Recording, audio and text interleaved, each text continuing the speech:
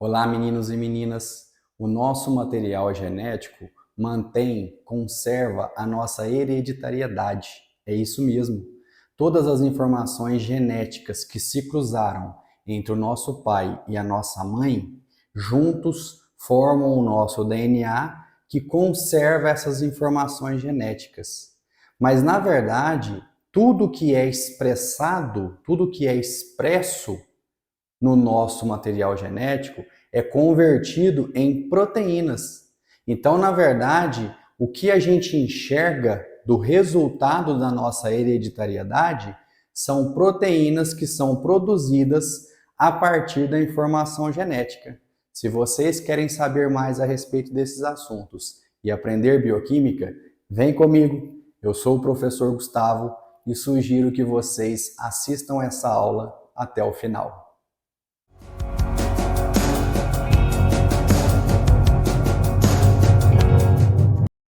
Na primeira aula a respeito dos ácidos nucleicos, nós conhecemos a estrutura do nucleotídeo. O nucleotídeo é o monômero que forma o DNA e os RNAs. Tanto o DNA quanto os RNAs são polímeros formados pela união de vários nucleotídeos. Nessa segunda aula de ácidos nucleicos, nós vamos dar um enfoque aqui para a estrutura do DNA e algumas de suas propriedades, para que a gente possa dar sequência.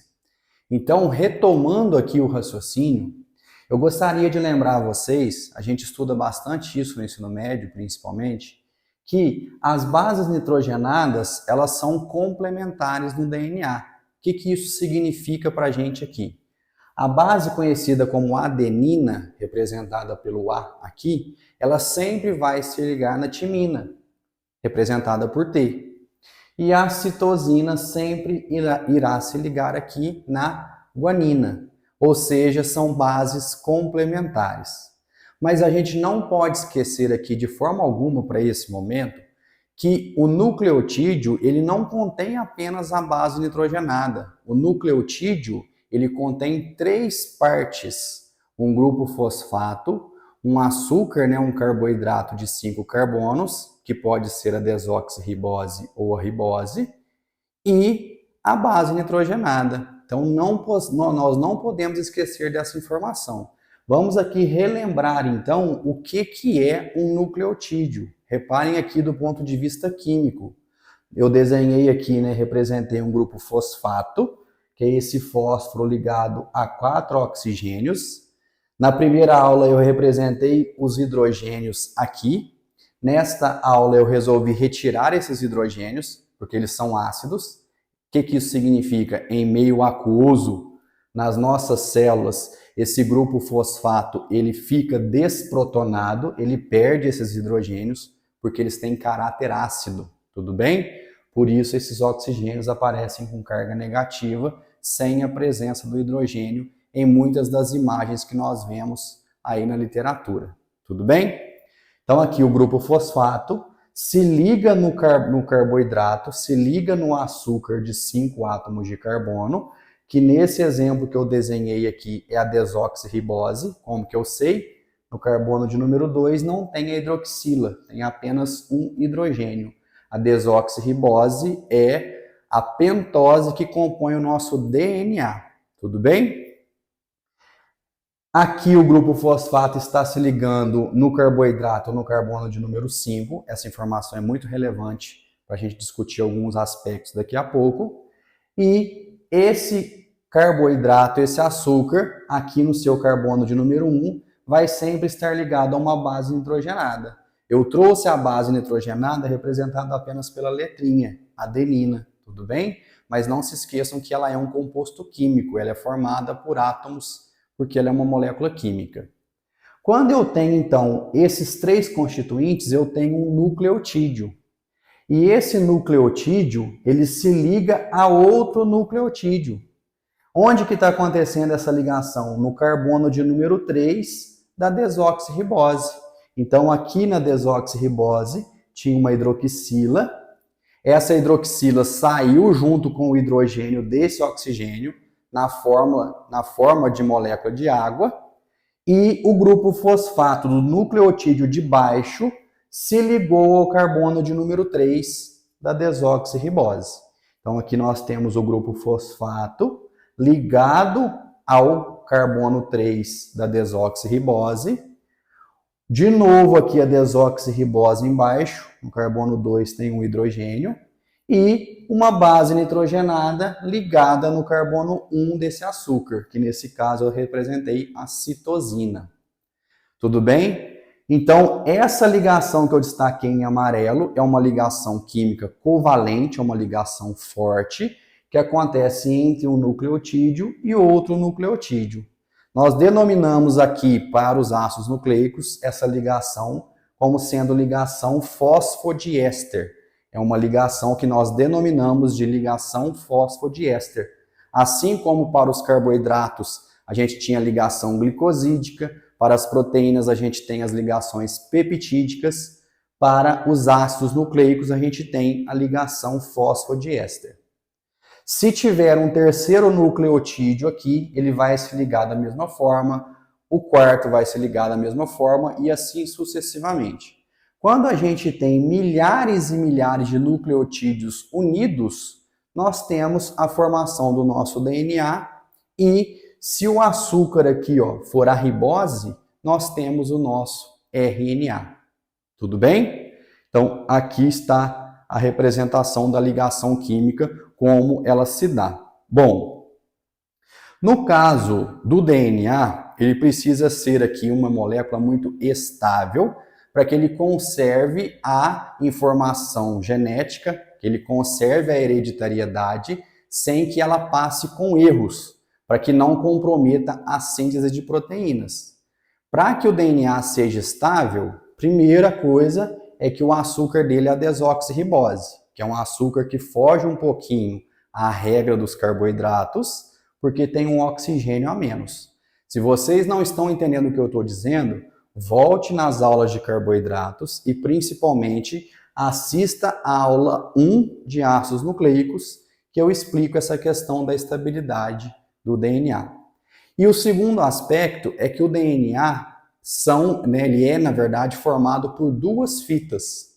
Então, uma fita fica sentido 5' 3', e a outra, antiparalela a essa fita, ela fica sentido 5' de baixo, 3' para cima. Então, são duas fitas antiparalelas. E o que mantém essas fitas unidas? São ligações de hidrogênio, que é um tipo de interação muito forte, que acontece entre bases nitrogenadas que são complementares. Então, quando a gente estuda que as bases são complementares, o que mantém uma base unida à outra são ligações de hidrogênio. E isso acontece no DNA porque ele é formado por uma fita dupla, por duas fitas antiparalelas. Tudo bem? Então vamos entender aqui do ponto de vista químico. A adenina, que é essa estrutura química aqui, ela só se liga à timina. E onde que elas mantêm unidas aqui? Por interações, aqui representado nesses dois pontos, conhecida como ligação de hidrogênio. Enquanto que a guanina e a citosina, que também são complementares, elas se mantêm unidas agora, olha só, por 3 ligações de hidrogênio. Então, a guanina e a citosina, elas se mantêm unidas por uma ligação de hidrogênio a mais do que a adenina e a timina. Vejam, só existem 2 ligações de hidrogênio. Então, aqui eu paro para explicar 2 coisas que costumam ser muito cobradas em provas diversas. Costuma ser cobrado aí nos vestibulares, no Enem, em provas de concurso, principalmente para nível técnico. A primeira coisa que acontece é que eles sempre querem saber aqui qual das ligações, qual das aproximações que ocorrem entre as bases que é mais estável, que é mais difícil de romper.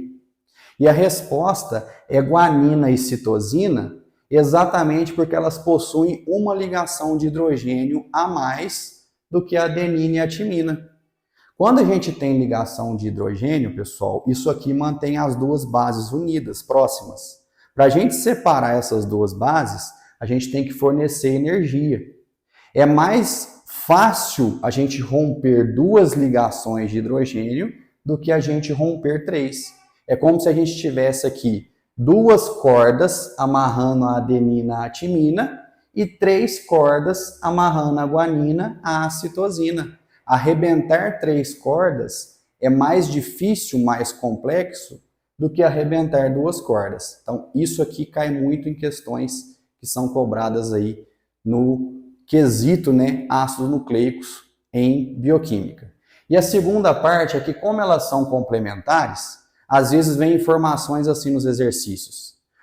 Um material genético é composto por 20% de adenina. Quantos por cento de guanina existe nesse material genético? E aí a pessoa fica perdida, como que eu vou resolver isso, né? E não é tão complexo assim. Como que funciona? Veja bem, se a adenina sempre se liga à timina, se elas são complementares, a porcentagem que eu tenho de adenina é igual à de timina. Então, se eu tenho 20% de adenina, eu tenho que ter 20% de timina. 20 com 20, 40%. Então, desse material genético, 40% está relacionado a essas 2 bases nitrogenadas. Então, quer dizer que os outros 60%, já que a gente trabalha com um total de 100%, os outros 60% vão ser referentes a essas 2 bases nitrogenadas. Só que como elas são complementares, eu divido 60 ao meio. Então, 30% é citosina e 30% é guanina. Então, sempre que eu tiver uma base nitrogenada e na questão estiver perguntando aqui a porcentagem de uma outra base que não é complementar, basta eu fazer o cálculozinho considerando sempre 100%. Por exemplo, suponhamos que o exercício tenha dado, eu tenho 25% de citosina. Quantos por cento de adenina eu tenho? Mesma coisa, se eu tenho 25% de citosina, eu tenho 25% de guanina. 25 com 25, 50%. Significa que os outros 50% daquele material genético é composto de adenina e timina. E eu divido isso ao meio porque são 2 bases e elas são complementares. Então, se sobrou 50, eu divido por 2, que vai dar 25% de adenina e 25% de timina, e eu sempre chego na resposta. E essa questão aqui de ligações de hidrogênio e o fato da guanina e a citosina serem mais estáveis, porque elas têm uma ligação a mais, costuma ser cobrado da seguinte forma. Suponhamos que o material genético tenha 70% de citosina e guanina, enquanto que um segundo material genético tem apenas 50% de citosina e guanina. Qual desses 2 materiais genéticos é mais estável? E a resposta vai ser o primeiro, porque o primeiro tem mais quantidade de citosina e guanina, por isso tem mais ligações de hidrogênio presente, consequentemente eles são mais estáveis. Tudo bem? Bom, para finalizar esse lado aqui do quadro, eu trouxe para vocês as 2 fitas do material genético do nosso DNA. Reparem que dessa aqui eu comecei da extremidade 5' para a extremidade 3', enquanto que essa é invertida, ela começa antiparalela, né? 5' em direção ao 3'. Todas as vezes que a gente representa o DNA dessa forma, a gente quer indicar que ele é helicoidal, que ele é espiralizado, tudo bem? Aqui, ó, é como se fosse uma escada, né? Então, na escada, a gente tem ali a parte lateralizada e nós temos o corrimão, né? O corrimão e os degraus. Onde nós temos o corrimão, nós vamos considerar que aqui, ó, é formado pelo grupo fosfato e pelo açúcar. Então, o corrimão aqui, ó, representado, sempre vai ser o grupo fosfato e o açúcar, o carboidrato. Não se esqueçam que eles estão presentes. Enquanto que os degraus são representados pelas bases nitrogenadas para mostrar que elas são complementares. E eu coloquei em escala de cores para vocês verem a diferença. Então, a adenina laranja, timina rosa, citosina verde, guanina amarela. Então, reparem aqui, ó, laranja vai ficar complementar a rosa, enquanto que o verde fica complementar à amarela. Isso sempre vai se dar dessa forma. Por que que isso ocorre? Para que o DNA consiga ser o mais estável que ele consiga, para que essa informação hereditária não se perca quando as células vão passando a informação de uma para outra através do processo de mitose. Então, isso é fundamental para que a célula continue o processo mitótico, para que a pessoa, né, esteja saudável e que aquela célula consiga produzir as proteínas das quais elas necessitam. Tudo bem? Então, é isso aqui que significa a questão do DNA ser fita dupla. 5' 3' tem a ver com a posição que o grupo fosfato se insere, né? Ele se insere aqui, ó, o fosfato de cima se insere no carbono de número 5 da desoxirribose, enquanto que o segundo fosfato se insere no carbono de número 3. Vai ser sempre assim, 5, 3. A gente chama de 5', 3', que eu também já mencionei a respeito na primeira aula. Tudo bem? Vindo aqui então para essa segunda parte da aula, nós vamos falar agora a respeito de uma propriedade do DNA, que é a replicação. O que significa a replicação do DNA? Veja bem, ele precisa sofrer aqui um processo conhecido como autoduplicação. As nossas células estão em constante multiplicação diariamente, através de processos conhecidos como mitose. Então, na mitose, o DNA precisa se duplicar para que uma célula mãe conserve ali o material genético, enquanto que a célula filha esteja com o material genético da forma idêntica à célula mãe que deu origem a essa célula. Isso a gente conhece na citologia ou também na biologia molecular. Então, o DNA tem que ter essa capacidade de autoduplicação.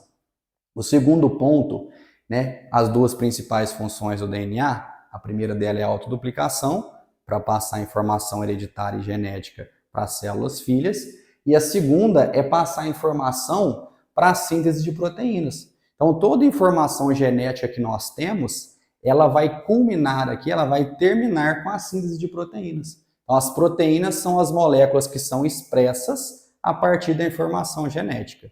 E como que isso é feito? A partir dos genes, ou dos gens, né, que a gente fala. O que é um gene? Um gene é um pedaço do DNA. O DNA, ele tem metros de comprimento. O DNA humano tem muitos nucleotídeos unidos, tem muitas ligações fosfodiéster, tem bilhões de bases interligadas. E ele fica todo enovelado, todo envolvido ali dentro do núcleo. E cada pedacinho do nosso DNA é constituído de genes. Cada gene desse, que vai ter ali cerca de algumas poucas centenas de nucleotídeos, é responsável pela síntese de determinada proteína. Então, se a célula está precisando, por exemplo, de hemoglobina, o gene responsável pela síntese de hemoglobina vai passar a informação, vai sintetizar um RNA mensageiro para que a hemoglobina possa ser sintetizada. Tudo bem? Nós vamos entendendo esses processos também aos poucos. Mas é importante a gente saber o que é um gene, que nada mais é do que um pedaço do DNA responsável pela síntese de proteínas específicas. Pensando aqui na divisão celular, pensando aqui no processo de mitose, para que o DNA, que é fita dupla, consiga passar a informação genética idêntica à célula mãe, ele precisa fazer um processo de autoduplicação que é conhecido como semiconservativo. Então, esse processo é semiconservativo. Vamos tentar entender como que ocorre. Então, nós temos duas fitas que eu estou representando de forma linear aqui, antiparalelas. Então, a que está em azul, ela vai direção 5' a 3', enquanto que a amarela vem 5', 3', antiparalela, uma para cá e uma para lá. Tudo bem? O que mantém essas duas fitas do DNA unidas são as ligações de hidrogênio que ocorrem entre as bases nitrogenadas. Quando o DNA vai duplicar, ele abre e essas ligações de hidrogênio se rompem momentaneamente. E aí os nucleotídeos que estavam livres ali na célula, ali dentro do núcleo, eles vão se formando novamente, vão se ligando e criando duas fitas novas.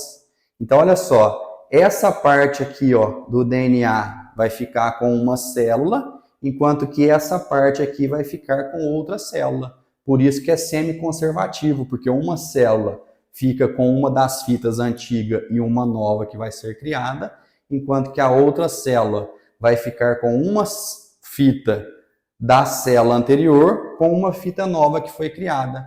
Então, cada célula fica com uma fita antiga e uma fita nova. E a síntese vem sempre em direção 5 linha, 3 linha, da forma como está representado. Tudo bem? Uma outra forma da gente representar esse esqueminha que eu fiz aqui é o que eu fiz do lado direito. Então, o DNA está aqui com as suas bases nitrogenadas pareadas, complementares. Ele vai aqui abrir as duas fitas, separando as ligações de hidrogênio que mantinham as bases unidas, e novas fitas vão sendo criadas, ó. Uma fita nova será criada, mas duas se mantêm conservadas da fita original, por isso semiconservativa. E para que isso ocorre? Imagina que essa fita nova que está sendo formada aqui, ó, ela viesse e ligasse uma base nitrogenada que não é complementar, que não está correto. O DNA nesse momento vai ser destruído e essa célula também vai ser destruída para que esse erro não passe adiante. Porque se esse erro passar adiante, é um processo conhecido como mutação genética. E isso pode comprometer o funcionamento da célula, isso pode comprometer aí a síntese das proteínas. E essa célula pode ficar defeituosa. É o que ocorre, por exemplo, nos tumores. Nos tumores, essa fita forma de forma inadequada, as bases não se complementam da forma adequada, esse erro é passado adiante e as células que se formaram erradas, células mutantes, elas se replicam e passam essa informação errada para as células seguintes. A nossa célula, né, o nosso organismo tem várias formas de checagem para que esse erro não aconteça. Por isso que o DNA precisa ser uma célula, uma estrutura, bastante estável. Tudo bem? E para terminar aqui, para a gente já puxar um gancho para a próxima aula, eu queria falar do dogma central. O que é o dogma central da biologia molecular? Então, nessa primeira parte, o DNA, quando a célula vai se multiplicar, quando vai sofrer mitose, o DNA replica, processo conhecido como replicação, dando origem a um DNA novo. Então, nós temos aí, mantendo o DNA anterior da célula mãe, e a criação de um DNA novo, que vai ficar com a célula filha. E esse DNA, quando precisa ser sintetizada uma proteína, ele transcreve, né, processo conhecido como transcrição, a partir de um gene, essa informação para a criação, né, para a síntese de um RNA mensageiro dentro do núcleo. Esse RNA mensageiro sai, vai lá para o citoplasma, junto com o RNA ribossômico e com o RNA transportador, ele vai traduzir essa informação do DNA na síntese de proteínas. Então, toda a proteína é sintetizada a partir das informações genéticas. E a proteína é a forma de expressão da nossa hereditariedade. Tudo bem? Então, se uma pessoa tem um olho castanho, é uma proteína que está sendo expressa no olho daquela pessoa por produção, né, da informação genética que ela possui. Se a pessoa tem a cor do cabelo castanha, é uma proteína que está sendo expressa, que está sendo produzida por causa, né, ou devido à informação genética que aquela pessoa possui, que veio da união do material genético da mãe e do pai dessa pessoa. Tudo bem? Eu espero sinceramente que vocês tenham entendido. Aqui nós temos assunto de bioquímica, de citologia, de biologia molecular, mas é fundamental que a gente entenda esses aspectos para que a gente possa entender de forma significativa como que se dá esse processo de manutenção da hereditariedade e a síntese de proteínas. Na próxima aula nós vamos falar aqui do processo de transcrição da síntese de RNAs né, o mensageiro, o ribossômico, o transportador, e a tradução que se dá culminando com a síntese de proteínas.